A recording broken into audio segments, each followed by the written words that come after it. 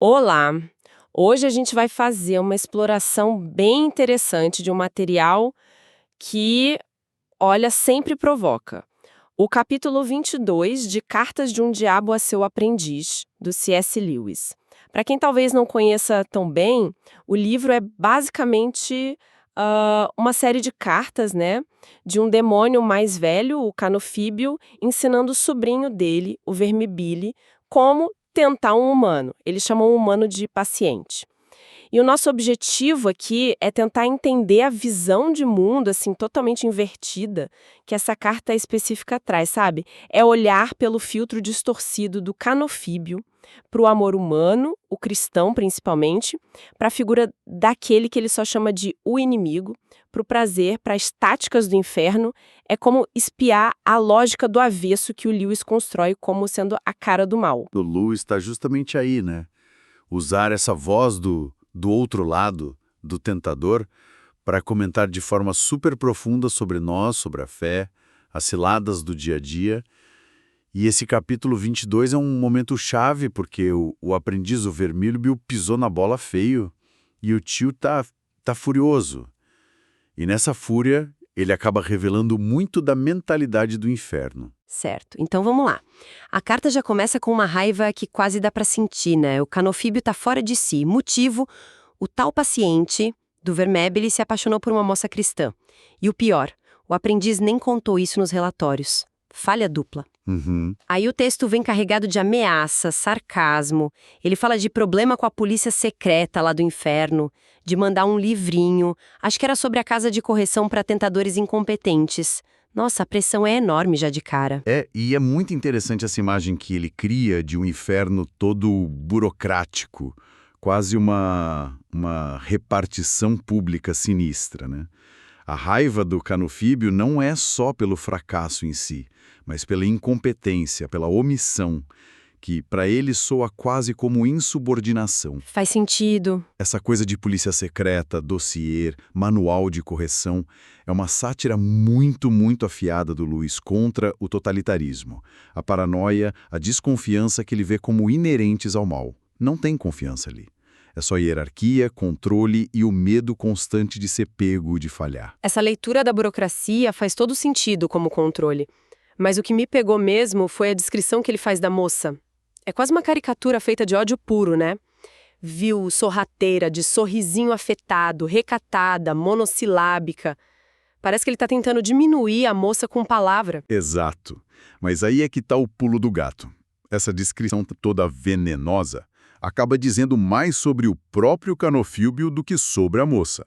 Por trás desse desprezo todo, tem um medo ali, sabe? Mal disfarçado. Ele fala que ela parece que vai desmaiar se vir sangue, mas capaz de morrer com um sorriso no rosto. Ele chama de farsa, asquerosa, insípida. Mas o que irrita ele de verdade é a autenticidade dela. Aquela força interior que ele não consegue decifrar, a fé genuína, até um espírito que ele não consegue tocar. Ah, entendi. E o cúmulo da ofensa para ele é que ela é o tipo de pessoa que olharia para ele, Canofíbio, e o acharia simplesmente ridículo. Isso pra ele é insuportável. Então essa descrição cheia de ódio é, na verdade, um espelho invertido, mostrando as qualidades dela através do nojo dele. Precisamente. É a inversão de Lewis em ação total. Tudo que o Canofíbio ataca com nojo, a fé, a simplicidade aparente dela, que ele interpreta como falsidade, a força interior que parece timidez, até a virgindade são justamente as defesas dela. São as coisas que a tornam resistente à influência dele. Que interessante isso. A frustração dele vem daí, da impotência. Ele não consegue entender, muito menos corromper, essa integridade. Ele só entende a lógica do egoísmo, da aparência. Então, a raiva dele é um reconhecimento forçado, claro, do poder dessa criaturinha repulsiva, como ele diz, e do medo que ela causa nele. É uma admiração que ele nunca, nunca admitiria. E essa dificuldade toda de entender o que é bom, o que é genuíno, se estende para a visão que ele tem do inimigo, né? Aquela acusação de que ele seria um hedonista, parece vir daí também. Sem dúvida alguma, esse é um ponto central da teologia torta do Canofíbio. Ele olha para a criação, para a alegria, para o amor, e só consegue ler isso com as lentes dele, as lentes do egoísmo, da busca por controle. Ele meio que despreza o sacrifício, jejuns, vigílias, martírios e cruzes, como se fosse tudo fachada, sabe? Teatro. Uhum. A leitura dele é que, lá no mar dele, existe prazer e mais prazer. Ele até cita as delícias eternas à direita de Deus, mas ele interpreta isso como uma espécie de autoindulgência divina, não como generosidade ou como a própria natureza de Deus. É quase como se ele não conseguisse imaginar um prazer que não seja para tirar vantagem, para se sentir superior ou para possuir algo. Exatamente. O mal, na visão do Lewis aqui pelo Canofíbio, é incapaz de sacar a alegria desinteressada. O prazer que não é possessivo, que não é destrutivo, o amor altruísta, a beleza que existe por existir, a simples alegria de estar vivo, isso tudo é incompreensível para ele. Quase vulgar. Vulgar? Nossa. Sim. Ele chega a chamar o inimigo de burguês, por quê? Porque ele criou um mundo cheio de prazeres simples, acessíveis, dormir bem, tomar um banho quente, comer, beber, amar, brincar, trabalhar em algo que faz sentido, até rezar. Para Canofíbio, isso é medíocre, porque não tem dominação, não tem corrupção envolvida ali na origem. E essa visão toda distorcida acaba revelando a estratégia deles, né? Se esses prazeres naturais, como você disse, não servem diretamente para os fins deles, o que eles fazem então? Eles precisam pervertê-los, é o próprio Canofíbio que admite isso. Se eles não conseguem criar nada de bom, porque o mal é estéril, né? Ele só corrompe o que já existe. Então o jeito é pegar essas dádivas, esses prazeres genuínos e torcer. Entendi. Tipo transformar a comida em gula, o amor em luxúria possessiva, o descanso em preguiça, o trabalho em ganância ou em ressentimento. Ele mesmo reconhece a desvantagem. Nada está naturalmente a nosso favor. O universo, na essência, pende para a alegria, para a vida. Então eles têm que trabalhar o tempo todo para subverter essa ordem natural. É quase uma confissão de fraqueza, mas disfarçada de estratégia. E essa aversão ao que é bom, ao que é natural e genuíno, aparece também quando ele fala do ambiente da moça, da casa dela, né? Ele descreve com um horror, assim, particular. Sim, é quase físico o negócio, uma reação alérgica mesmo. Ele diz que a casa, o círculo de amigos dela, tudo ali exala aquele odor mortal, que para ele, claro, é o cheiro insuportável da graça, da fé, da caridade. Nossa. E ele nota, espantado, que essa influência boa é tipo contagiosa, afeta até quem passa por ali rápido, como jardineiro. A dinâmica da família dela é um mistério para a lógica infernal.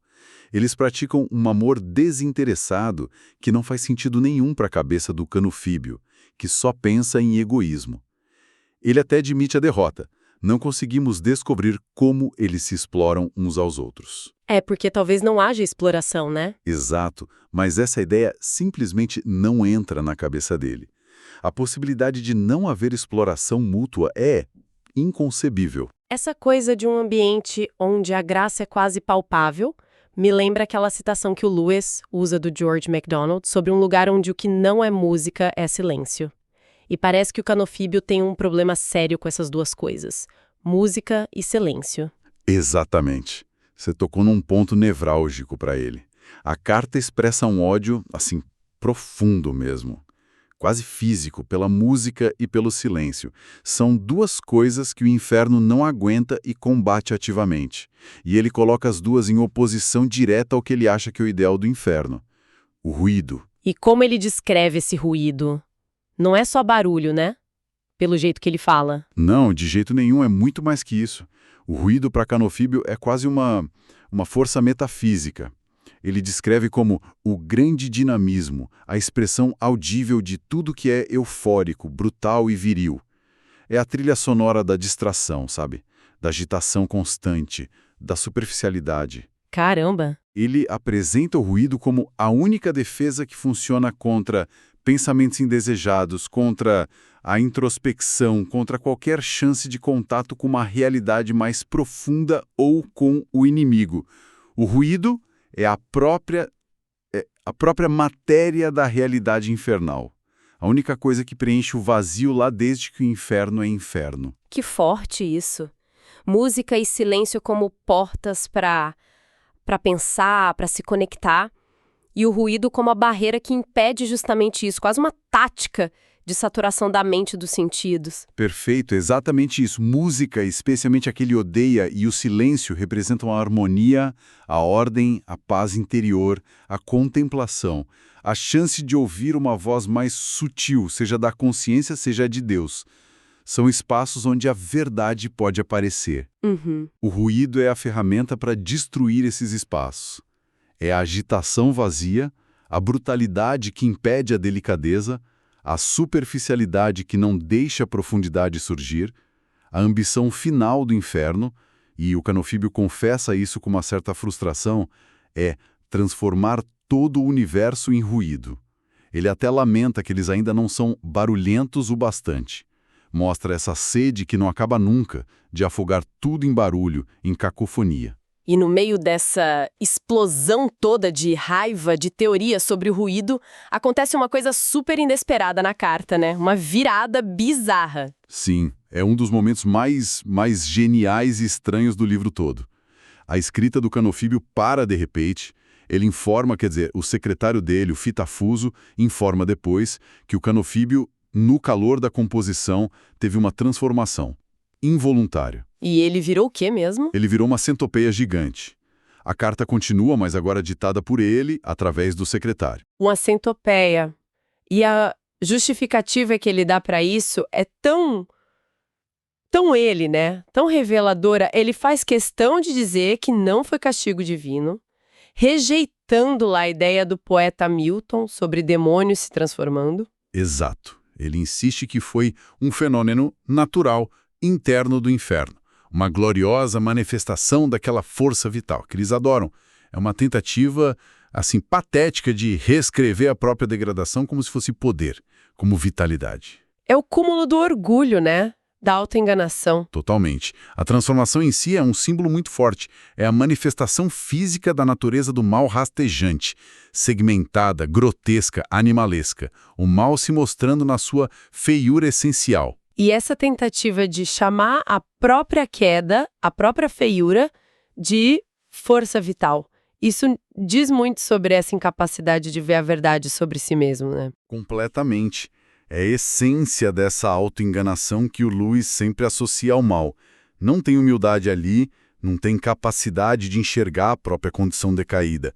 Mesmo quando a natureza interior se manifesta de um jeito tão repulsivo, a reação é tentar reempacotar aquilo como algo positivo, uma expressão de poder. Nossa. E a carta termina de um jeito ainda mais sinistro, né?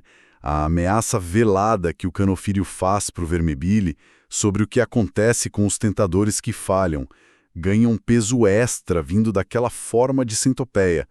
Ele até descreve que queria dar um eterno abraço no sobrinho. Dá um arrepio só de imaginar. É a imagem do mal se devorando por dentro. Uau! Que mergulho intenso nesse capítulo. Se a gente fosse resumir os pontos principais, assim, o que a gente levaria dessa nossa conversa? Olha, acho que alguns pontos ficam bem claros, né? Primeiro, essa visão invertida do bem. O mal, na figura do Canofíbio, vê a virtude, o amor desinteressado, a fé real, não só como algo que ele não entende, mas como algo ativamente nojento, falso. Certo. Segundo, a incapacidade total de entender a alegria genuína.